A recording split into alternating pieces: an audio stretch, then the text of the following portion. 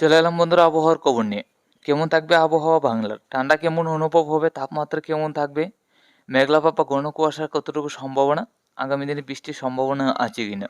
আমরা নিম্নচাপ এবং বৃষ্টির সম্ভাবনাটা যদি দেখি আজকে সকাল থেকে, তো আজ রবিবার 7 তারিখ জানুয়ারি মাস 2024।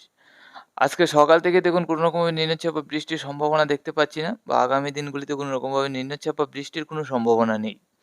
তো বাংলা জুড়ে কিন্তু বৃষ্টি নেই, শুষ্ক আবহাওয়া থাকবে, তাপমাত্রা অনেকটাই থাকবে।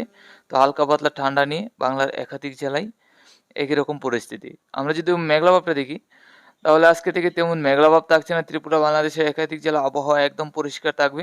রাত্রির মধ্যে ঘন কুয়াশা থাকলে সকাল থেকে তেমন ঘন কুয়াশা থাকবে না, কারণ মেঘলা ভাব তেমন একটা থাকছে না। আমরা চলে এলাম তাপমাত্রায়। আজকে দুপুরের মধ্যে যদি লক্ষ্য রাখি, তাহলে বাংলাদেশে থাকবে 24 থেকে 25।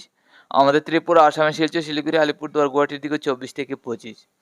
আজকের রাত্রির মধ্যে বাংলাদেশে থাকতে চলেছে 16 থেকে 17। তো হালকা পাতলা ঠান্ডা থাকবে, তেমন বেশি একটা ঠান্ডা থাকবে না। আসামে শিলচর, শিলিগুড়ি, আলিপুরদুয়ার, গুয়াহাটির দিকে 15 থেকে 16। এদিকেও হালকা পাতলা ঠান্ডা। আর আমাদের ত্রিপুরা রাজ্যের দিকে যদি নজর রাখি, তাহলে আমাদের ত্রিপুরা রাজ্যে 17 থেকে 18। আমাদের ত্রিপুরা রাজ্যে হালকা পাতলা ঠান্ডা থাকবে, তেমন বেশি একটা ঠান্ডা থাকছে না। আগামীকাল সকালের মধ্যে 13 থেকে 14।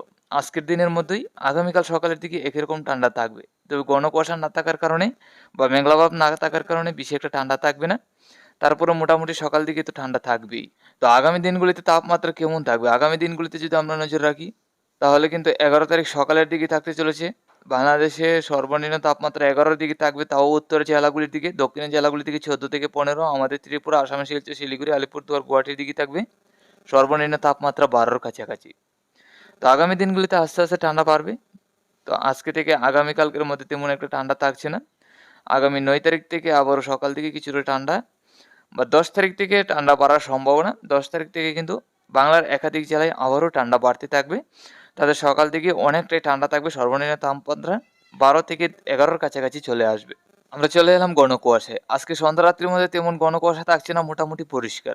আগামীকাল সকালের মধ্যে আমাদের ত্রিপুরা, আসামের শিলচরের সাইড নিয়ে কিছু ঘন কুয়াশা, বাংলাদেশের চট্টগ্রামের দিকে ঘন কুয়াশা।